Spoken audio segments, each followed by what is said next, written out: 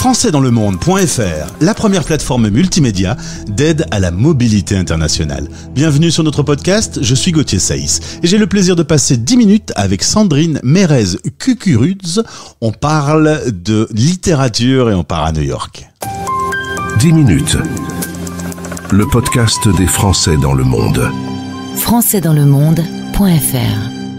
La dernière fois que j'ai échangé avec Sandrine, elle était dans sa voiture, dans le trafic new-yorkais. Il y a quelques années déjà. Bonjour Sandrine. Bonjour Gauthier, oui. On peut tout raconter maintenant. Oui. Mais c'était. Alors t'avais peur que ça klaxonne autour de toi, mais ça a été raisonnable.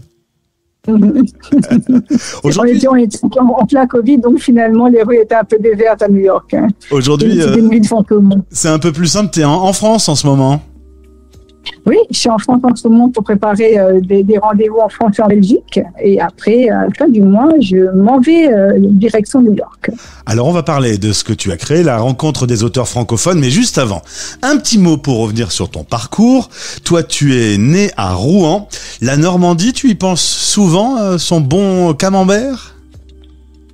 Écoute, d'abord j'y pense et j'y vais souvent. Alors un peu de suite sur les plages du débarquement qu'à Rouen, mais oui, ça reste dans mon corps et dans mon cœur. Oui. J'imagine. Tu vas vivre ensuite à Paris et puis une opportunité de t'installer aux USA en 2006. Tu t'installes à Miami où tu vas y vivre pendant 7 ans avant de partir sur New York. Et c'est là d'ailleurs que vont naître les rencontres des auteurs francophones. Toi, tu es une fan de littérature. Depuis toute petite, tu dévorais des livres. Oui, j'ai toujours énormément lu. Bon, alors, comme chaque maman, avec des phases un peu trop occupées entre les couches et les biberons pour lire à fond. Mais oui, je suis une grosse lectrice. Puis je suis aussi à mes interviews une auteure, donc c'est aussi qui a motivé la création de rencontres des auteurs francophones, c'est de rencontrer d'autres auteurs qui finalement avaient beaucoup de mal à exister, à être visibles, même quand ils étaient dans des jolies maisons. Et donc voilà, et donc je me suis dit qu'est-ce qu'on peut faire pour que un peu mon expertise de communicante de 20 ans de communication aide les auteurs à être plus visibles d'abord sur le territoire américain parce que c'est là que j'ai commencé, si tu en parlais, et puis après effectivement aujourd'hui dans le monde entier puisque on a 350 auteurs de 52 pays aujourd'hui. Alors du coup tu fais briller la littérature française grâce à des événements organisés un peu partout. C'était important pour toi d'être une petite Française expatriée à New York et de dire « Ouh là là, les Français ont du talent, lisez ces livres ». Alors au-delà des Français, c'est les francophones, c'est la langue française qui m'a porté parce qu'elle est extrêmement bien défendue par tellement d'auteurs de pays du monde que oui, effectivement, on a un grand nombre d'auteurs français parmi nos membres et parmi nos membres d'honneur parce qu'on est supporté par des gens extraordinaires qui sont souvent aussi des expatriés puisque la marraine est Amanda Ster qui vit à Los Angeles, le parrain c'est Marc Lévy qui vit à New York et puis on a comme ça d'autres membres d'honneur qui sont un petit peu partout et qui nous soutiennent. Oui, c'était important parce que les expatriés le savent, on se rend pas compte de ce qu'on porte avec nous en étant français quand on vit en France. On se rend pas compte des étoiles dans les yeux et du rêve qu'on véhicule, quoi. Et donc, autant à Miami, c'était pas flagrant, autant quand je suis arrivée à New York avec un accent Frenchy et mon look très, très parisienne, paraît-il. Voilà. Et dès que tu ouvres la bouche, tu véhicules du rêve. Le luxe, la gastronomie, enfin voilà, toutes les images que la France véhicule. Et donc, tu as envie de mettre tout ça en avant et d'être un peu l'ambassadeur de ton pays. Après, j'ai dépassé la France pour partir sur la francophonie parce que voilà, j'ai fait des rencontres extraordinaires et tous ces auteurs qui vivent dans des pays où parfois ils se battent pour que le français résiste, même à Montréal, même dans des terres comme ça qui sont des terres francophones. Mais quand tu parles avec des auteurs algériens, quand tu parles avec des gens qui se battent pour cette langue et qui la font vivre avec tellement de talent, tu as vraiment envie de porter ce projet. Résultat, en 2020, donc, tu crées Rencontre des auteurs francophones. Je vous invite à visiter le site internet, le lien est dans ce podcast. Aujourd'hui, 12 antennes, des ambassadeurs. Ça a bien grandi. Tu avais eu envie de mettre en place ces rencontres pour les 50 ans de la francophonie. C'est parti de là. Oui, c'est parti de là. C'est parti d'une rencontre. C'est parti en réalité d'une présentation à l'organisation de la francophonie.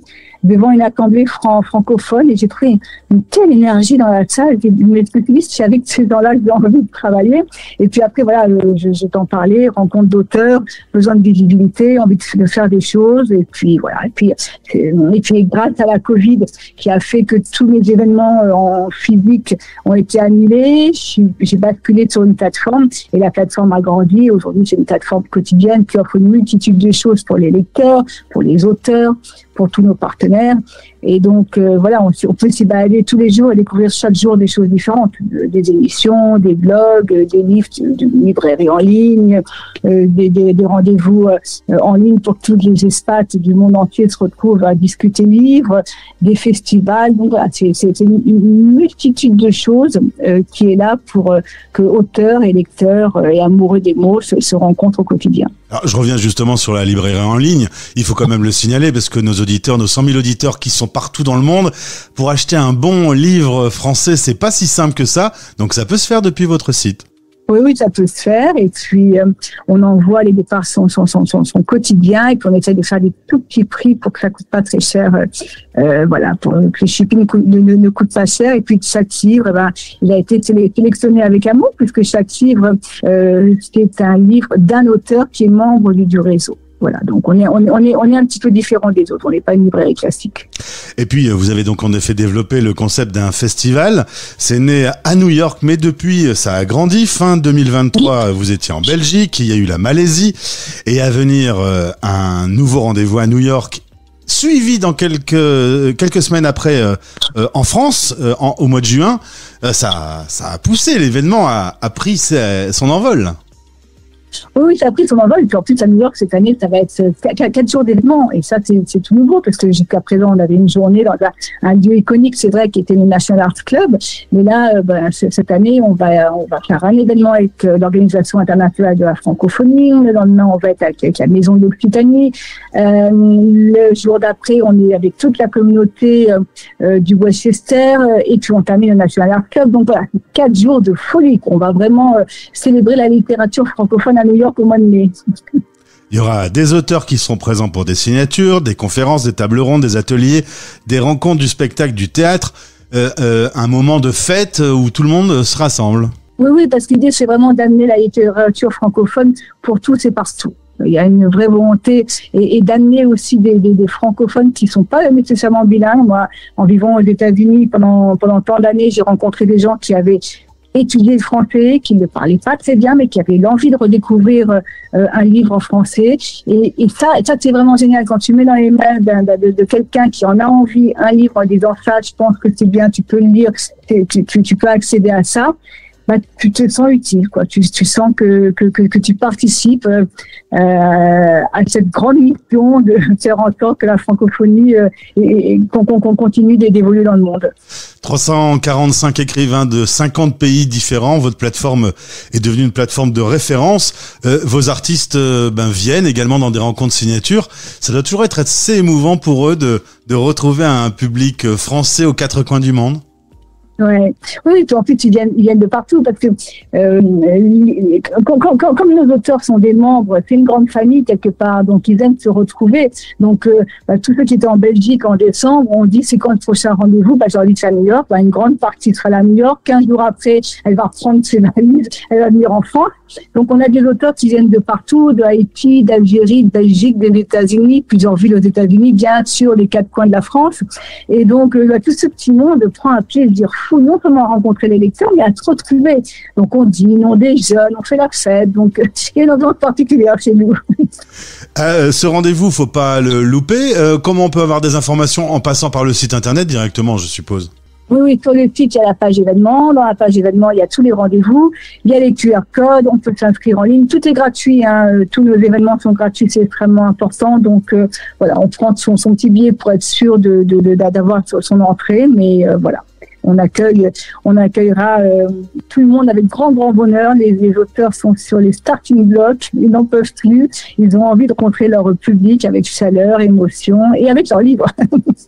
Eh ben parfait. En tout cas, tu partages ton temps maintenant entre l'Europe, la France et les États-Unis. Tu prends toujours plaisir à retrouver les ambiances, parce que je suppose l'ambiance new-yorkaise et l'ambiance normande, c'est deux salles, deux ambiances.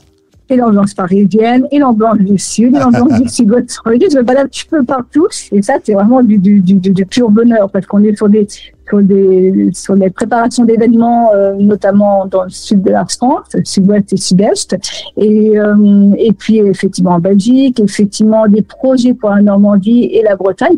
Donc pour moi, c'est un rêve, hein, ce côté globe-trotter, à me retrouver dans des ambiances différentes et des coins de la France et de l'Europe différents. C'est magnifique. Tu apprécies tout comme ça, et tu apprécies de retourner à New York. Une invitée heureuse et passionnée au micro. Merci Sandrine pour cette interview. Merci Gauthier.